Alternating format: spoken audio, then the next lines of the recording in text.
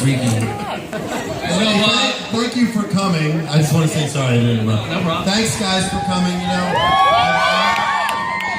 amazing people. And the truth of the matter is, we wouldn't be here if it wasn't for you guys. So, the truth of the matter is, we're on a cruise celebrating something that we...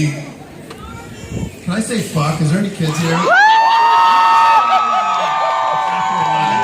If there's any kids here, parents, I'll give you $5 every time I say fuck. Fucking awesome. You're gonna make a lot of money tonight. I'll pay for your fucking cruise tonight. You were getting a little sappy there for a second. I was, no, because... I love you. Well, stand on this so I can see here. No, it's... Stand there.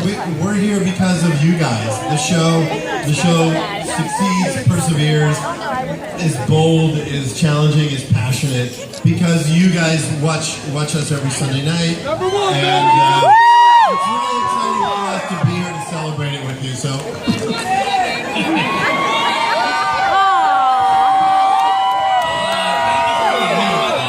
I'm a horrible actor, though. I'm a great walker, but I'm a terrible actor. Well, thank you for being here with us. We know everyone's really excited to have you here. And, you know, the season 6 has just been amazing. We're only halfway through. It is some of my favorite episodes of the entire series. And I want to talk to both of you guys about it. In the beginning of season 6, we saw the most walkers we've ever seen in an episode that you can represent. We see Daryl riding on his motorcycle, leading a hero. Tell me, how awesome was that? And just tell me, was it... I'll tell you a little story about that. Okay, Greg directed that, and I was late for class one day, and you know there's like a police blocking the road to get to set, and I flew right by him, like it flew by, and he said that he's gonna have a stunt guy do the motorcycle, and I was like, you're not having anybody on my fucking bike, like no way.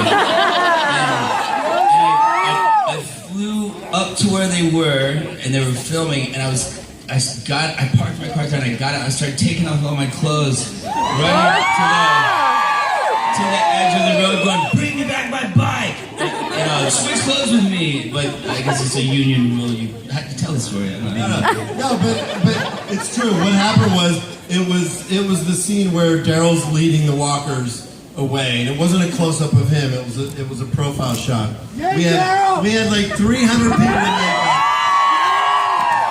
Dude, I'm telling a fucking story here.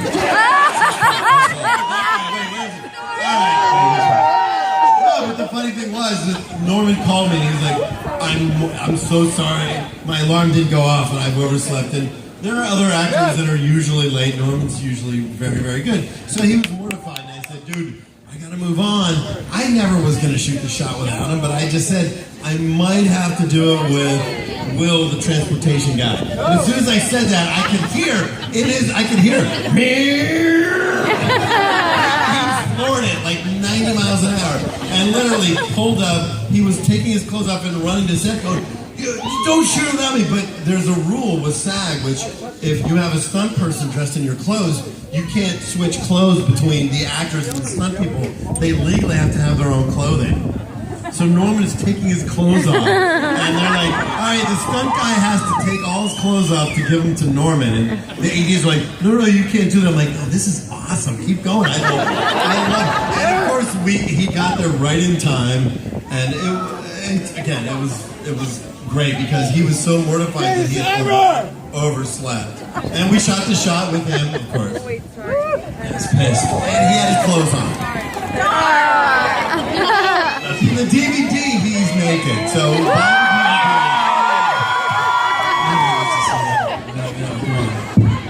DVD sales is increased even more, just from that. Just spiked the DVD sales by 2,700 people. All right, so in talking about motorcycles and bikes, when did your can we call it an obsession? Passion. Bikes, I mean, would you call it? It's a passion. I like them. I mean, it started when I was really little. I had a friend that had a YZ80 when I was really little, and I would borrow the bike, and and I tried to ride it down a hill doing a wheelie, and I bet all these kids I could do it. And I got it, a little bit, and then I flipped the bike in the air, and it came down and gave me stitches in my knee. So they put me on the back of the bike, ran me to one of their mom's house. They ran me to the hospital, had my knee stitched up. As soon as it was stitched up, I went right back, called everyone, I can do it again. Came down with stitches, and then flipped the bike up again exactly like I did before. Came down, ripped the same stitches out. Went back to the same doctor who gave me the same stitches to get new stitches. And maybe it started there, I don't know. Yeah, now I understand that you have a new show coming to AMC where you're going to be showing off a little bit of your love of motorcycles. You want to tell me about that?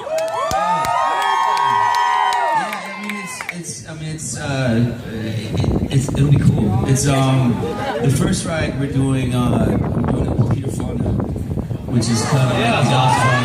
Yeah. But we're going all these cool places around the country, and getting into motorcycle culture and stuff like that, and meeting new people, and it's kind of like an Anthony Bourdain type thing, but with motorcycles. And Norman Reedus. Yeah. What? It's crazy as a bitch to shoot at, bro, because there's so many people. You know what I mean? It's a zoo. Yeah, and we're kind of doing something a little bit different than that. We're not doing like West Coast chop. Exactly what happened. I'm trying to get Steven Tyler for one, just because I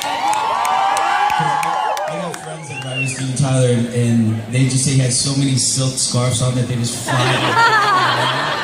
I just think that would be fun. I know something that people ask a lot about is Daryl and Carol's relationship. Talking to you before, I know you said it's more than romantic. It's a little bit of a different relationship. I was wondering if you could kind of talk about kind of where they are right now in season 6. I mean, Carol's a much different Carol than she was back then. Carol's kind of like the Terminator right now. It's good, everyone's changed so much on that show since they started. It's got what? You rock! Yeah. It is kind of like I don't want to say brother and sister, because then there's a million people that want to ship us that will hate me, and then I don't want to say it's a thing because they'll maybe feel mad at me. But the truth is I don't write the show, to be honest, and I get yelled at all the time. People think I write the show, but I don't. People are much different, you know what I'm saying, than they were back then. So I mean, Carol can handle herself right now. I used to always protect her. She was always in my periphery all the time. But so was Rick, and so was everybody else. So it's kind of a different world. It's constantly changing. So, but I mean, never say never. I don't know what's going to happen. He probably does. Well, listen, the matter is, I do. By the way, I know everything that happens. The worst thing is, send him shots. Everyone give him tequila shots right now.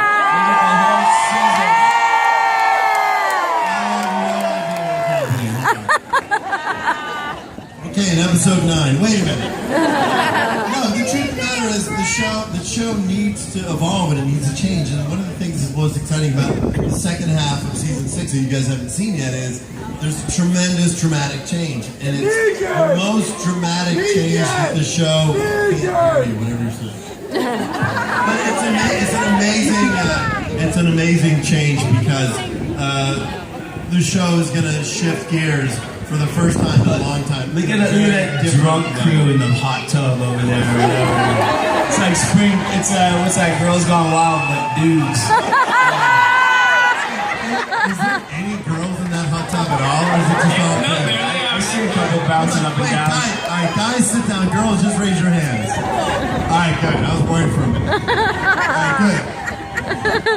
So Greg, in an interview recently, and this might be taken out of context, you said that when it came to walkers and creating them in practical effects, you had said that the one walker that you didn't want to do is a complete skeleton walker. It wasn't. The truth of the matter is, we have a specific grounding in reality, and if we were to do a zombie that was a complete skeleton that had no muscle, it wouldn't make sense in the real world because you need muscle, you need skin to actually move a skeleton. So Scott Gimble and I have talked quite a bit about the fact that it's not Ray Harryhausen, it's not Seventh Voyage Sinbad, where skeletons can walk on their own. Jason the Organizer. Very good. So we continue to push the envelope in terms of taking away in episode 6. Norman ends up killing a walker that has vines growing on it, and we removed the nose and we removed the waist, so it looked super skeletal. It was very interesting. So what we're doing is we're taking some of the prosthetic makeup and we're doing slight visual augmentations digitally, and we continue to do that in the second half of the season. But you'll never see a skeleton walking down the street with like the xylophone bone sound. That's something we should do. We should find a Hooters and just have like zombies with giant fake boobs. And little orange shorts. Bleach blonde hair that's falling out. I feel like from that perspective, when you're talking about the skeleton walkers, there's a heightened sense of realism. I think Norman's just creating that heightened sense of realism. There you go. There might be some walker that's Of course there would be. Hooters girl. People die in Hooters every day. That's lawsuit number 1. Talking about walkers, I'm always excited to kind of geek out with you over some of those tribute Easter egg walkers we put in there. Not everybody knows, but Greg Nicotero will put tributes to like Dawn of the Dead or Day of the Dead in his episodes, and we all appreciate it. We love it. Can you talk about anything maybe you either put in the second half of season 6 or the first half? I'll tell you, there was one that was in episode 5 that we had to cut out, and I was a little disappointed. And of course, I was really angry that I didn't think about it for episode 1 because we had the black and white. But there was a zombie that we did that we wanted to pay tribute to Not Living Dead, and it was Johnny.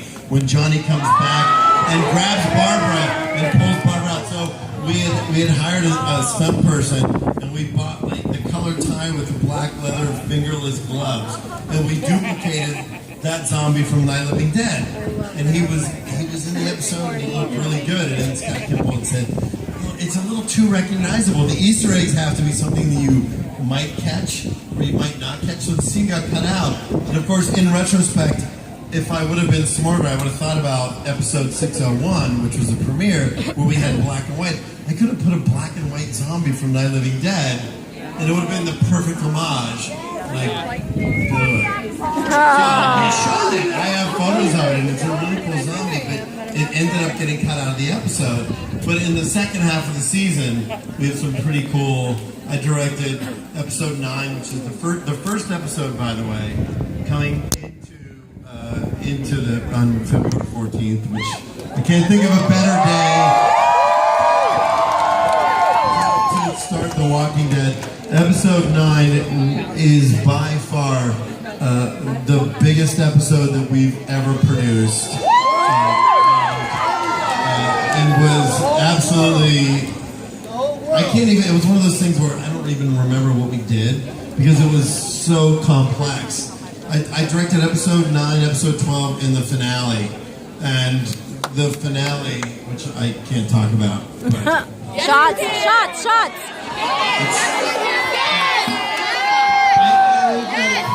there's only one other person that's seen it, and I can't say who it is because I will get fired. But I'll tell you, the show is so, wait, did you point to yourself? But I will tell you, I can't wait for you guys to see it. It's the best episode of the 15 episodes I've directed over the last however many Everyone fucking dies, seasons. guys. It's the best episode I've ever directed. It's the best performances. The actors did such an amazing job that when I watched the cut, I got emotional. It was that good.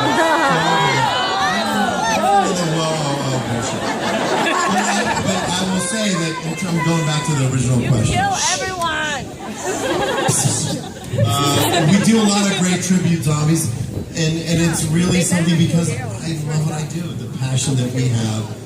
I like paying tribute. There's a zombie in episode 12 that is a direct tribute to Dick Smith, who passed away, who did The Exorcist and The Godfather and Taxi Driver. And there's a great zombie that gets a huge close-up, and I don't think anybody knew who it was, but if you watch a movie called Ghost Story, and then you watch episode 12, you'll be like, oh, I know what that zombie is. Yeah, I just watched that one. I just put it on Blu-ray. Alma Mobley, that's all I'm going to say. Anyway.